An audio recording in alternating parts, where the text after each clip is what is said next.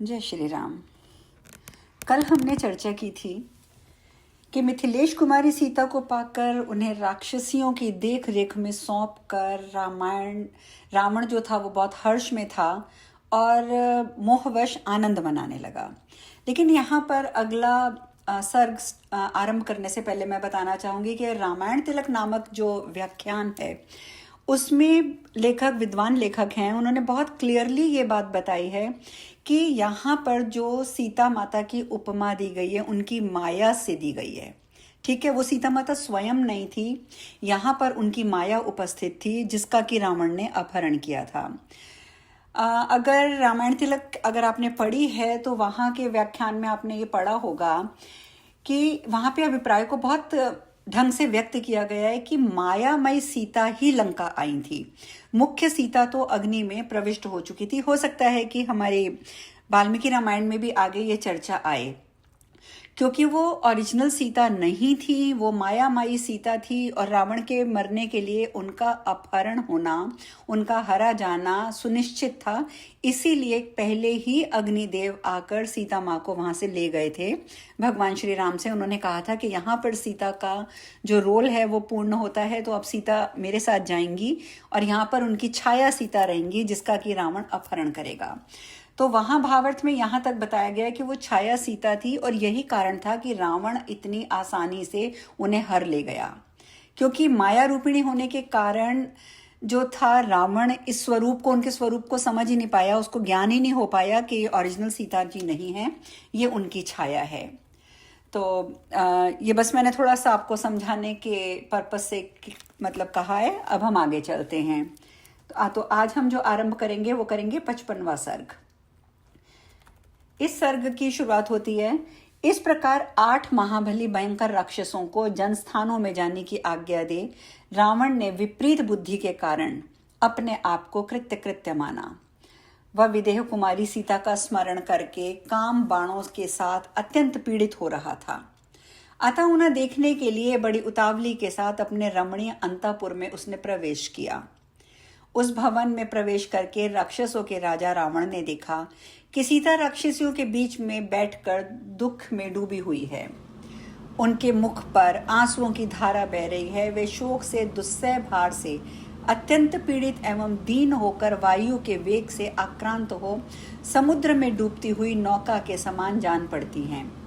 मृगों के युद्ध से बिछुड़कर कुत्तों से घिरी हुई अकेली हरिणी के समान दिखाई देती हैं। शोकवश, दीन और विवश हो नीचे मुंह किए बैठे हुए सीता के पास पहुंचकर राक्षसों के राजा निशाचर रावण ने उन्हें जबरदस्ती अपने देवगृह के समान सुंदर भवन का दर्शन कराया। ऊंचे ऊंचे महलों, 7 मंजिले मकानों से भरा हुआ था वह। उसमें सहस्त्रों स्त्रियां निवास करती थी। झुंड के झुंड नाना जाति के पक्षी वहां कलरव करते थे। नाना प्रकार के रत्न उस अंतःपुरी की शोभा बढ़ाते थे। उस महल के में जो भूभाग थे वे सुर्खी चूने के पक्के बनाए गए थे। रावण ने बहुत सी बावड़ियां और भांति भांति के फूलों से आच्छादित बहुत सी पोखरियां भी सीता को दिखाईं। सीता वह सब देखकर शोक में डूब गईं। वह पापात्मा निशाचर विदेह नंदनी सीता को अपना सारा सुंदर भवन दिखाकर उन्हें लुभाने की इच्छा से इस प्रकार बोला, सीते, मेरे अधीन 32 करोड़ राक्षस हैं। यह संख्या बूढ़े और बालक निशाचरों को छोड़कर बताई गई है। भयंकर कर्म करने वाले इन सभी राक्षसों का मैं स्वामी हूँ। अकेले मेरी सेवा में 1000 राक्षस रहते हैं। विशाल लोचने, मेरा ये सारा राज्य और जीवन तुम पर ही अवलंबित है, अर्थात ये सब कुछ तुम्हारे चरणों में समर्पित है। तुम मुझे अब अपने प्राणों से भी अधिक प्रिय हो। सीते, मेरा अंतःपुर मेरी बहुत सी सुंदर भार्याओं से भरा हुआ है। तुम उन सब की स्वामिनी बनो। प्रिय, मेरी भार्या बन जाओ। मेरे इस हित कर वचन को मान लो, इसे पसंद करो। इसके विपरीत विचार को मन में लाने से तुम्हें कुछ लाभ नहीं होगा। मुझे अंगीकार करो, मैं पीड़ित हूँ, मुझ पर कृपा करो। समुद्र से घिरी हुई इस लंका के राज्य का विस्तार 100 योजन है। इंद्र सहित संपूर्ण देवता और असुर मिलकर भी इसे ध्वस्त नहीं कर सकते। देवताओं, यक्षों, गंधर्वों तथा ऋषियों में मैं किसी को भी ऐसा नहीं देखता जो पराक्रम में मेरी समानता कर सके। राम तो राज्य से भ्रष्ट, दीन, तपस्वी, पैदल चलने वाला मनुष्य होने के कारण अत्यंत अल्प तेज वाला है। उसे लेकर क्या करोगी? सीते, मुझे ही अपनाओ, मैं तुम्हारे योग्य पति हूँ। भीरू, जवानी सदा रहने वाली नहीं है, अतः यहाँ मेरे साथ रहकर रमण करो। वरानने सीते, अब तुम राम के दर्शन का विचार छोड़ दो। इस राम में इतनी शक्ति कहाँ कि वह यहाँ तक आने का मनोरथ भी कर सके। आकाश में महान वेग से बहने वाली वायु को रस्सियों से नहीं बांधा जा सकता, अथवा प्रज्वलित अग्नि की निर्मल ज्वालाओं को भी हाथों से नहीं पकड़ा जा सकता। शोभने, मैं तीनों लोकों में किसी ऐसे वीर को नहीं देखता जो मेरी भुजाओं से सुरक्षित तुमको पराक्रम करके यहाँ से ले जा सके। लंका के इस विशाल राज्य का तुम ही पालन करो। मुझ जैसे राक्षस, देवता और संपूर्ण चराचर जगत तुम्हारे सेवक बनकर रहेंगे।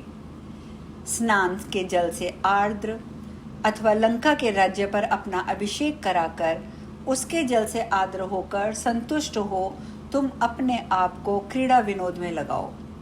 तुम्हारा पहले का जो दुष्कर्म था वह वनवास का कष्ट देकर समाप्त हो गया। अब जो तुम्हारा पुण्य कर्म शेष है उसका फल यहाँ भोगो। मिथिलेश कुमारी, तुम मेरे साथ यहाँ रहकर इस प्रकार के पुष्पहार, दिव्य गंध और श्रेष्ठ आभूषण आदि का सेवन करो।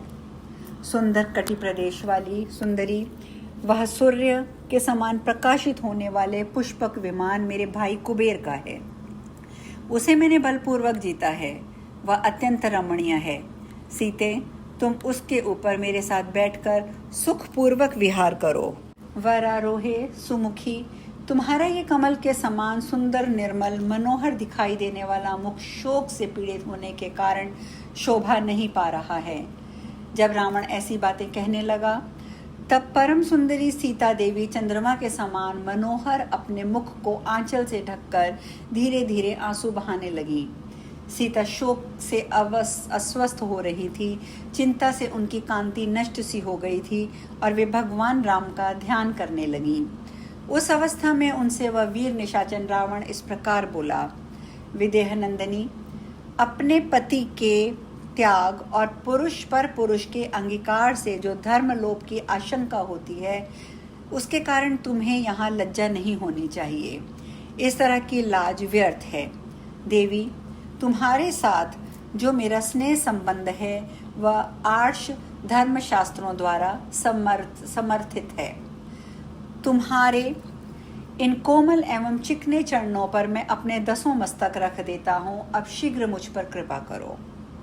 मैं तुम्हारे अधीन रहने वाला दास हूँ। मैं कामाग्नि से संतप्त होकर ये बातें नहीं कह रहा। ये शून्य अर्थात निष्फल ना हो ऐसी कृपा करो, क्योंकि रावण किसी स्त्री को सिर झुकाकर प्रणाम नहीं करता। केवल तुम्हारे सामने इसका मस्तक झुका है। मिथिलेश कुमारी, जानकी से ऐसी बात कहकर काल के वशीभूत हुआ रावण मन ही मन मानने लगा कि अब वह मेरे अधीन हो गई है। आर्ष धर्म शास्त्र, इस शब्द का उच्चारण अभी हुआ है कुछ वाक्यों से पहले। इसके बारे में जो व्याख्या है वो इस प्रकार है कि ऐसा कहकर रावण देवी सीता को धोखा देना चाहता है।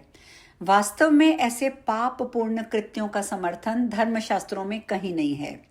कुमारी कन्या का बलपूर्वक अपहरण शास्त्रों में राक्षस विवाह कहा गया है, किंतु वह भी निग्न ही माना जाता है, यानी कि निम्न कोटि का माना जाता है।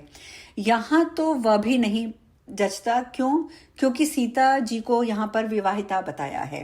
तो विवाहिता सती साध्वी का अपहरण जो होता है वो घोर पाप माना जाता है। इसी पाप से सोने की लंका मिट्टी में मिल गई। रावण दल बल सहित जो है परिवार सहित नष्ट हो गया था। ये सब आप लोग जानते हैं, लेकिन सिर्फ सीता जी को धोखा देने के लिए आर्ष धर्म शास्त्रों द्वारा समर्पित इस शब्द का उच्चारण रावण ने यहाँ पर किया है। और यहीं पे आर्ष रामायण में आदि काव्य में अरण्य कांड का 55वां सर्ग पूर्ण होता है। जय श्री राम।